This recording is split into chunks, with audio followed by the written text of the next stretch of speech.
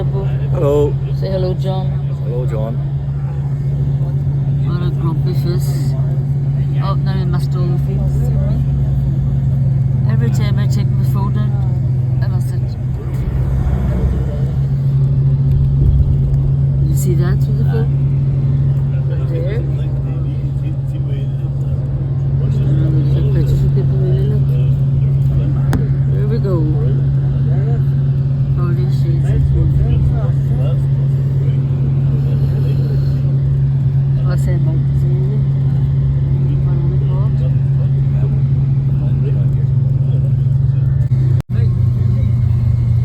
Water down by the riverside. We stopped off there for scones and tea. We barely left it now. We're going to the famine village. I'm so tired. It's so warm. How are you feeling, Jimbo? Bit tired, but I'll feel better when I get these couple of touchings on me. Yeah. Good. Water's all dried up, eh?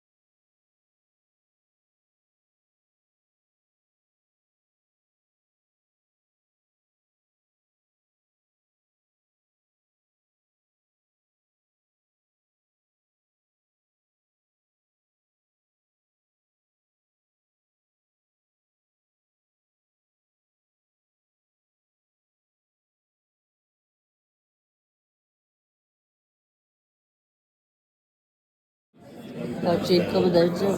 Had lights on, you know. It's, I know. It's because I'm putting it. Is it torch shop?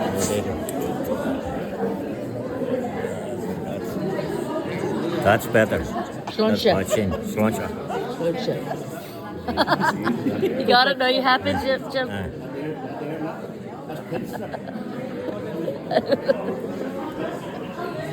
Oh, gross.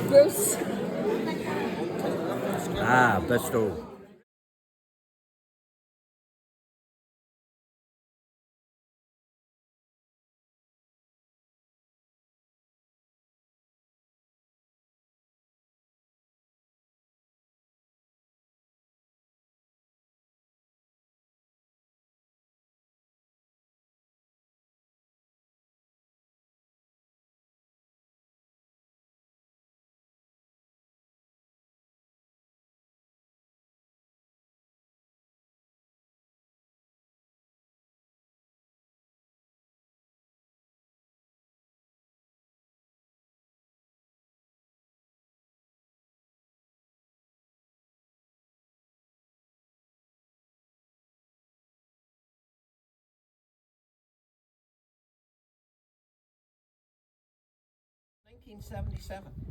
Only see out there, it's called Tervega Bays, treacherous, sandbanks, rocks, with strong currents.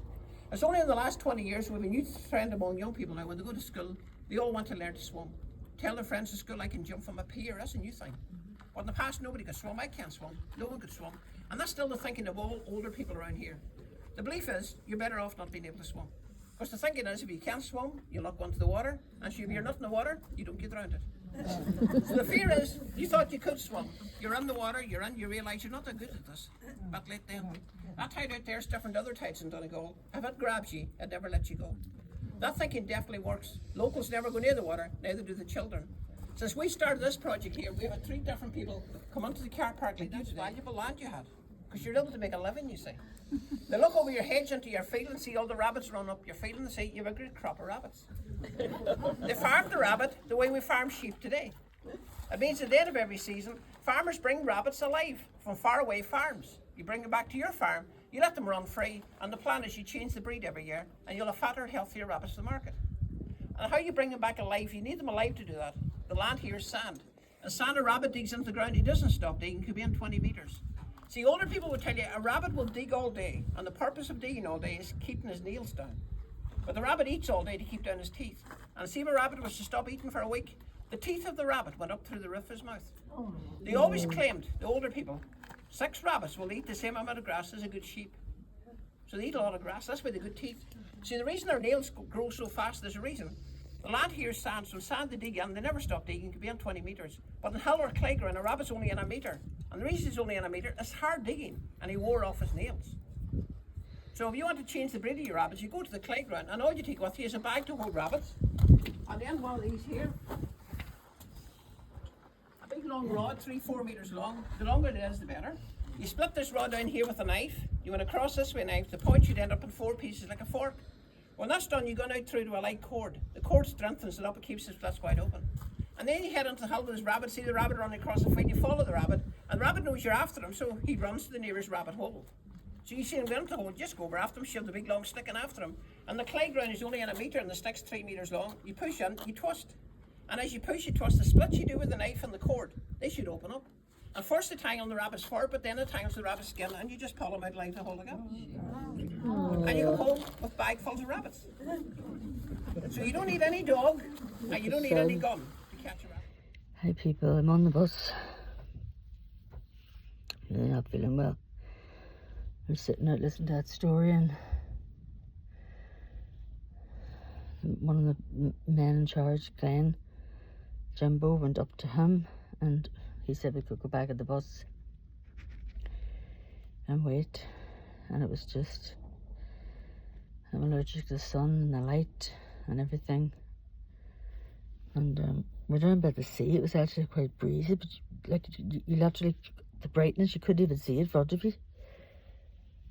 And I'm just so sick. I'm trying to show you the water. This is around the other way, look. You can't see it. Can you see it now? Just my eyes, I'm forcing my eyes open. Do you know what I mean?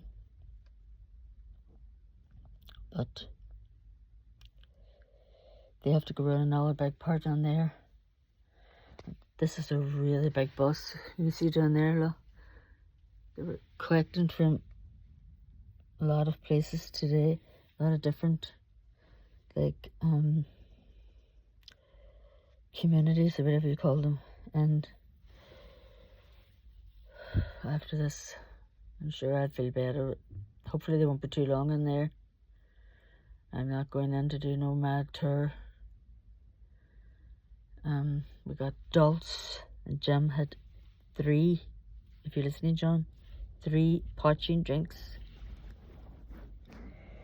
But he was very funny, and I was so embarrassed. It was all outside all these wee thatched cottages, and I had to say to Jim, and he had to go up and say to one of the men in charge for us to come out. And then, of course, Jim found another cousin who ended up being the bus driver. So he let us on the bus, and of course Jim's away out now for a smoke.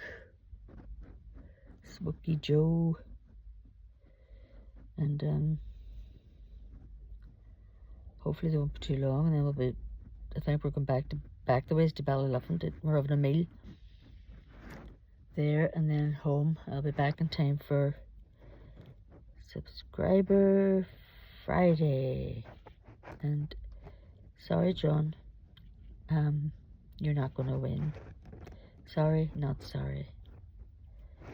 But yeah, I could just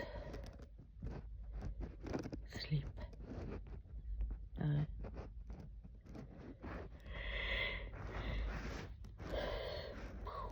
Keep that in.